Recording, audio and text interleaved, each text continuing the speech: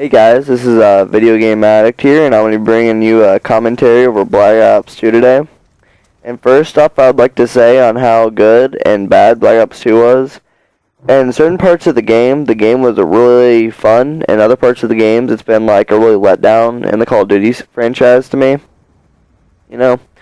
But I'm going to start off by talking about Nuketown and how I think it is the best map in the game. But I do think the Nuketown on Black Ops 1 was a little bit better because the lines of sight were more accurate and each side didn't have such a strong advantage or disadvantage. On Nuketown, on Black Ops 2, every single player, I swear, either runs an LMG or SMG or Remington. There's no other shotguns. Just trust me, there's no other shotguns you'll die by.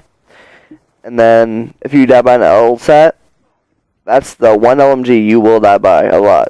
And it'll probably be Target Finder, but I mean, I understand people want Target Finder. It's extremely good, Target Finder. I swear it lowers the recoil, and it just has a really good iron sight in general. But, in my opinion, the MK48 and the Hammer are good, good choices also.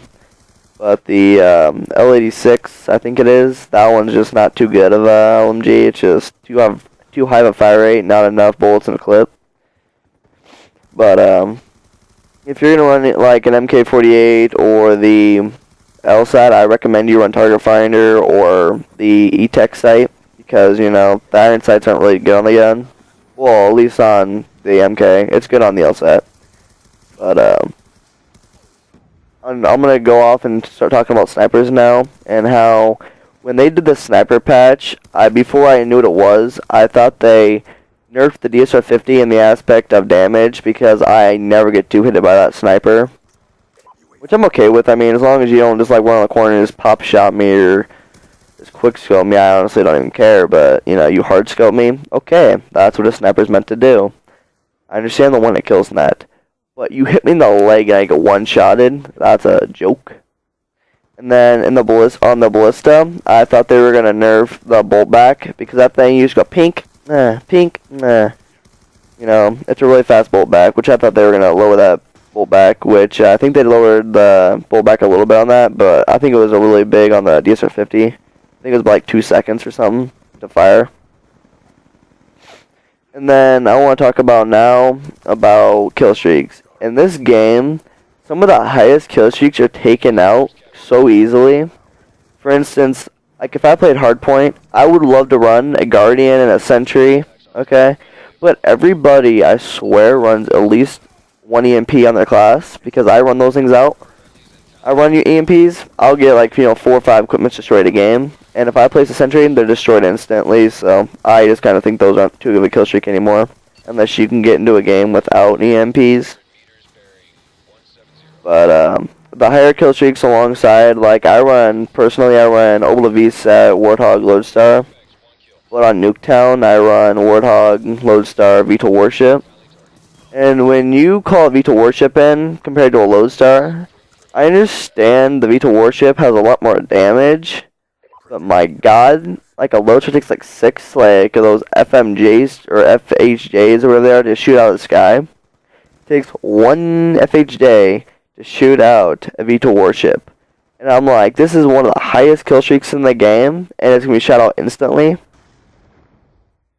That's just not even really right in my opinion, but, I mean, they should fix that, make it so they can have like 1 flare or something, And then, Swarm's a good kill streak on certain maps, not really Nuketown because of the buildings, and it's kind of a really small map. But dogs, man, if you call dogs in, I swear half of your dogs are just fucking clueless. Like you'll just be like, walk on the map, and if you call dogs, and you'll see these dogs just standing there not moving or anything, and I'm like, dude, what the heck? You're not moving. You need my free kills, And that's not really right in my opinion. Those dogs just they're just not worth the effort to get them anymore. So I don't know. I'm not gonna run dogs or swarm anymore. And, spawn trapping on Nuketown. So, I would say spawn trapping on Nuketown. Spawn trapping on any map in general, spawns flip if your whole team's, right on the spawns. But other than that, man, you can get 100 kills a game easily on some maps, like run VTOL, Lodestar, and Warthog. You could easily break 100 kills, And when you're sitting there spawn trapping people, like, everybody usually leaves. And it's like, I understand why you're leaving, but, you know, in the new, this time in Call of Duty, everybody cares about their kill death over their win-loss. Because, you know, when you see someone that has, like, a 2-kill death and, like, a .5 win-loss, that means, like, if they're going negative, they're just going to dashboard. And I'm like, dude, you know, you need to win, you know. And it's just like, I'm an objective player. If you guys ever want to know, look at my stats, I can show them to you or whatever. But I have to play the objective. It's something that's just like my body tells me. It's like, dude, you have to play the objective. You have to be beat on, you know. But people that dash and stuff is just like, man, I understand if you leave because, you know, we're spawn trapping you, and it's like, why would you stand in game when you can't even get a kill?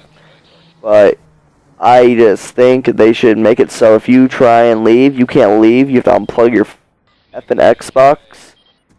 And man, that would just make the game so much better because not a lot of people are going to go through the effort to plug that Xbox back in and then start the game up every time they have to dashboard. I wouldn't do it either, but I mean, I dashboard very rarely.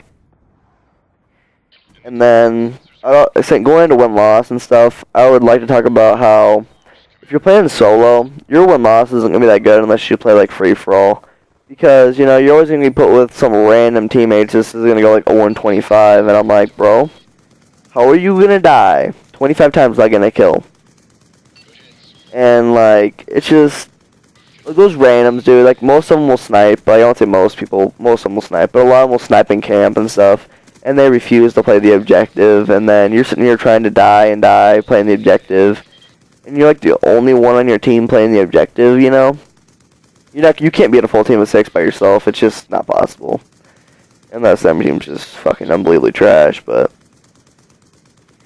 And then, you know, your win-loss and kill death. Like, my personal opinion, if you see someone with a high kill death and a low win-loss... I don't consider them very good players because I just assume they dashboard for their 2-kill death or whatever. But if you can see someone with let's say a 1-kill death or a 1 win-loss or higher, you can assume they're good players because they somewhat play the objective. Or they play with the full team, obviously. And if you play with the full team, you should have at least a 2 win-loss or higher. Unless you just play for fun, you know. I kind of take the game kind of serious. But if you're going to play with a full team, I advise, you know, you guys have your strategies and stuff, and you don't have mics, hopefully. But, yeah. And now I'll talk about mics. My opinion, personally, I have had Astro 40s, I've had, Tritons, I've had, Triple Beaches 20, or Triple Beach X20s, or whatever they are. And every headset I get, the only difference in the headset, really, that I notice is the sound of the people's voices and how comfortable they are. Like, I sound whore a lot, but it doesn't that difference to me. Like, it isn't that big of a difference over all the Call of Duties. It's kind of like, oh, there's like this small difference for like $100 different price in the headset, and I'm like, yeah, that's a joke. But by up to you can kind of sound whore a lot. Like certain like maps like Hijacked. And you could hear someone, if you're up top in that thing, you could hear someone running below you so easy. And that's just kind of funny to me. And then, let's talk about, like, the connection in the game, okay? I don't know for sure, but I think when I play League Play, I have better connection. I don't know if that's because the people that play League Play are more, like, have better connection, so I have better connection. But, I don't run 4-bar a lot. So when I run 4-bar, I don't say I'm happy, but I'm like, okay, I'm running 4-bar, you know. When I play League Play, I almost always run 4-bar, and then when I play, like, you know, like multiplayer Dom, free-for-all, whatever, I always usually run 3-bar, unless I'm host. And it's just like, okay, if I'm gonna run 4-bar in League Play, why shouldn't I run 4-bar in, you know, like multiplayer? They should come up with dedicated servers. They can say it's too expensive, but, you know, it's not. Like, as much money as they make each year on COD, they can afford it. Trust me, they can. And then, you know, people that have 4-bar are more likely to beat people with, like, 3, 2-bar, and 1-bar. But if you have 1 bar or 2 bar, I recommend you just turn that Xbox off and not even play, because you're not going to be getting many kills, because you're going to be lagging and they're going to be going, perfect hit detection. And, you know, if they have perfect hit detection and you don't, yeah, they have a huge advantage over you in COD, because, you know, the slightest second can change the difference between you winning that gunfight or losing that gunfight. Yeah, guys, this is video's be coming to a close here in a few seconds, so if you would, comment below what type of series you're going to start, what type of video you're going to see, what type of gameplays, what game modes, anything else, just comment below. Thank you.